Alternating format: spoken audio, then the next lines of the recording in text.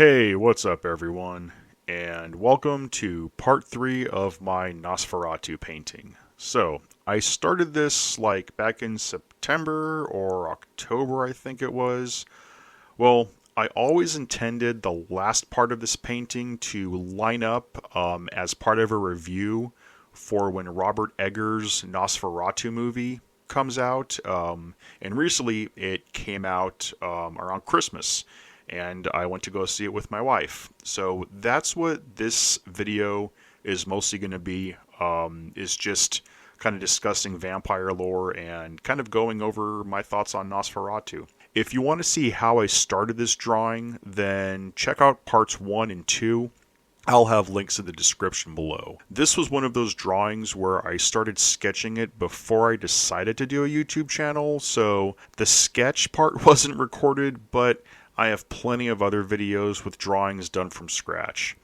Anyway, this sketch and review will have spoilers, so be aware of that if you haven't seen it yet. So, Nosferatu. This was one of my most anticipated films of the year, aside from Alien Romulus and Deadpool and Wolverine, both of which I really liked a lot. I'm a huge fan of the original silent film by F.W. Murnau, I think is pronounced, and this is, for all intents and purposes, a remake of that particular movie. Now, for those that don't know, Nosferatu in 1922 was basically a retelling of Bram Stoker's novel Dracula. The thing is, he couldn't get the rights to make a film based off the book, so the names were changed, and so was the end, amongst a few other story beats. Interestingly enough, Nosferatu in 1922 was what introduced the concept of sunlight being fatal to vampires. Before that, there was no cultural folklore that exposure to the sun could kill the undead. We can thank Nosferatu for that trope. Although, even in the original movie, it never explains why sunlight kills vampires, it just does. In Bram Stoker's Dracula, it's a stake through the heart, or decapitation, that kills vampires.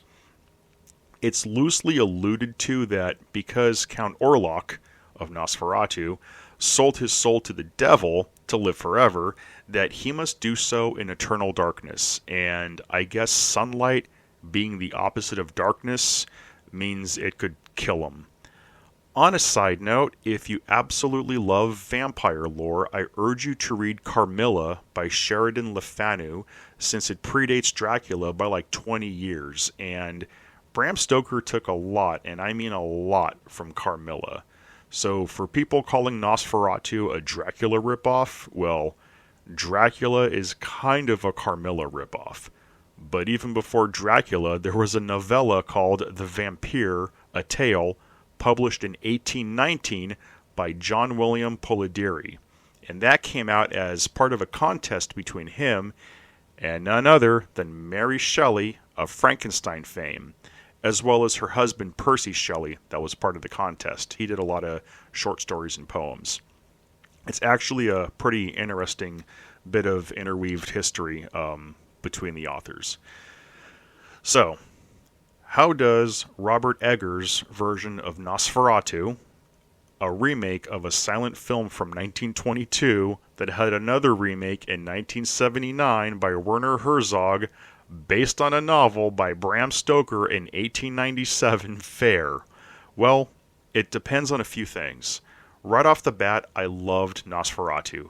I am a sucker for historically accurate Gothic period pieces, and this movie nailed the look, tone, and atmosphere of Gothic horror. However, the more I thought about it, the more I realized how hard this movie actually is to review. A lot of what I liked is based on my own biases, and I could easily give this movie a perfect 10 just on aesthetics alone, but I won't. Well, at least not without good reason. For those unfamiliar with the original, or Dracula, which this basically is, it follows a young Jonathan Harker, Thomas Hutter, and his fiancée Mina, again, sorry, Ellen as they're in a budding young romance. Only not Mina, I mean Ellen, has started having strange dreams involving the title character Nosferatu. I almost said Dracula. Thomas is then charged by his boss to visit a very wealthy count that lives out in the Carpathian Mountains since he wishes to purchase an estate closer to the big city. Little does Thomas know that Count Orlok, Nosferatu, hint hint, is the very creature haunting his fiance's dreams. Eventually, Thomas arrives at the Count's castle and the shenanigans ensue. He begins having nightmares, finds strange marks on his body, and is chased by wolves in the castle. Yes, Orlok, sicks the dogs on poor Thomas. I kind of miss Dracula's brides, honestly, even though the wolves were kind of cool. But that's just me. Both are fine. I still miss the brides. Eventually, Thomas escapes and is found by nearby villagers. He reunites with his wife or fiance.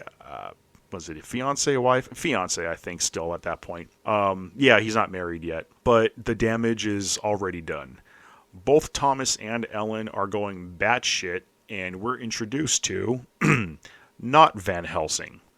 During all this, Orlok is brought to the mainland by a boat, which makes me wonder why he didn't just have one of his Renfield-type servants carriage him over to Germany. See, in Dracula travels from Transylvania to England by a boat, which makes sense considering there's water between Transylvania and England.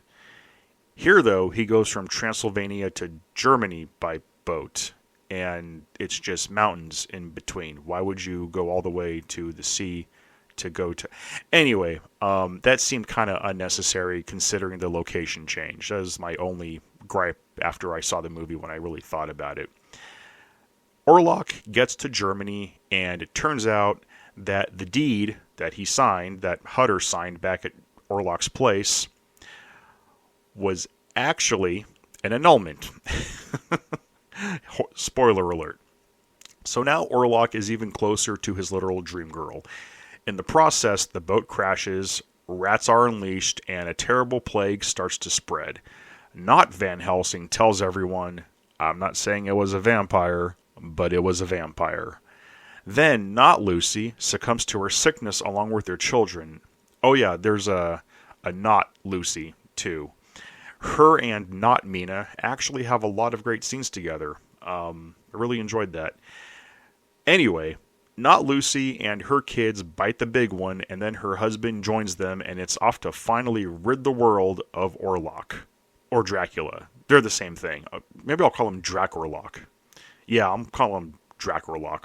Well, Ellen, or not Mina, has a plan that her husband doesn't know of and wouldn't approve of. See, while Thomas was away hunting what he thought was Drac Orlok, it was all a ruse. Not Mina lures Nosferatu to her bedroom and nullifies her marriage to Thomas, thus making her a tactful tactician. She keeps not Dracula in bed long enough for the sun to come up, thus killing him. The end. Now, I will say the last shot of the movie is pure gothic black metal album cover awesomeness. Really, it ended on a beautiful shot of Death's Embrace. Nosferatu was everything I wanted from a gothic horror film, and it's probably one of my favorite versions of Dracula that's been made so far that captures the dreary yet hopeful romantic tone of the original book.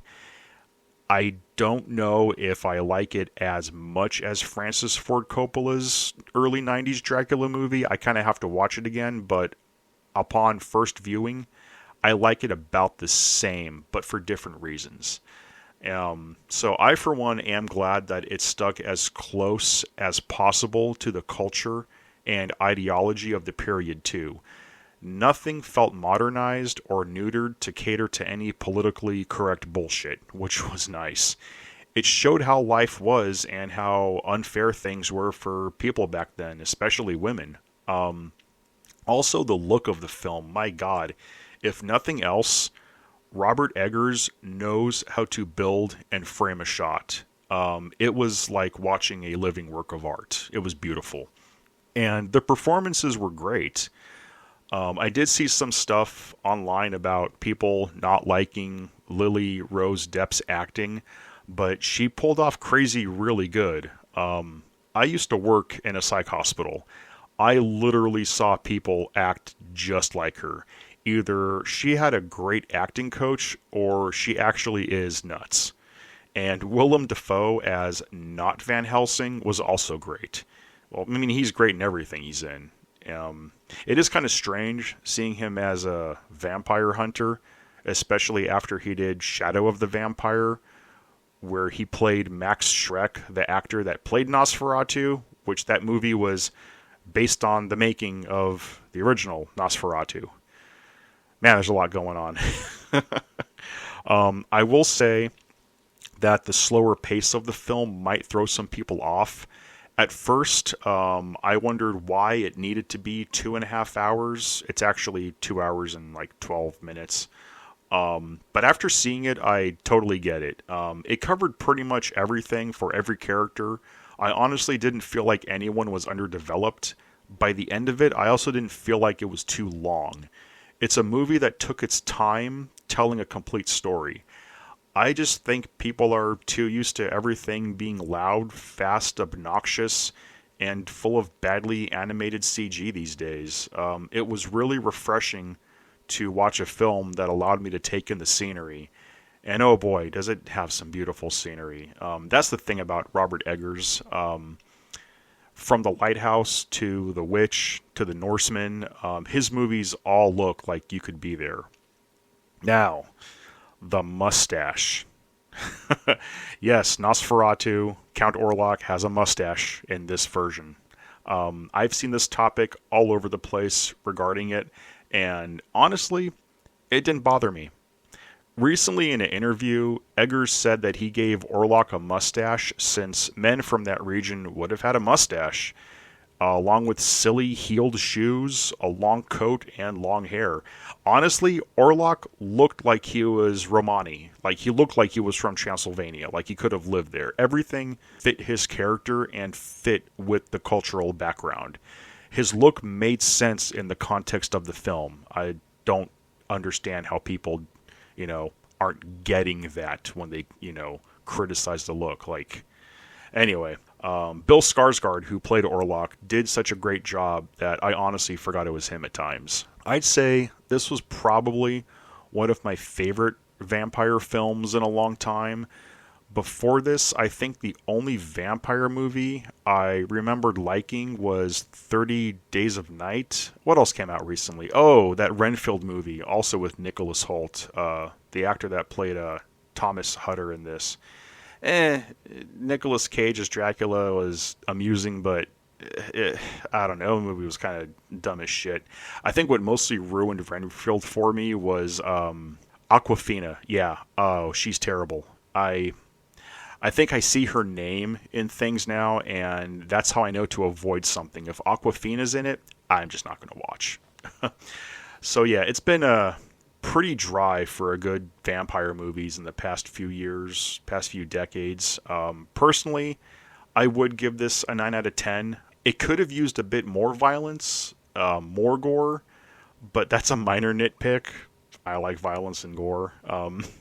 For most people, this might be a bit too slow, especially if you're more into movies with aggressively narcissistic superheroines fighting transforming alien robots with magical powers and laser cats. Jesus, that sounds terrible. In fact, it sounds so terrible someone might actually make it. God damn. Oh wait, they actually did make it. It was called The Marvels. No, this movie is for people that appreciate cinema. It's for people that want to actually invest in and pay attention to a film. I know, right? Pay attention to a movie these days. What? Who fucking does that? No, Nosferatu was pretty fucking glorious.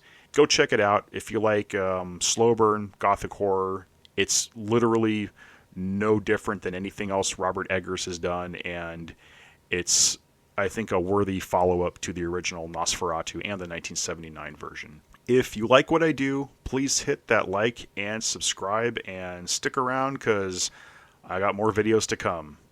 Take it easy.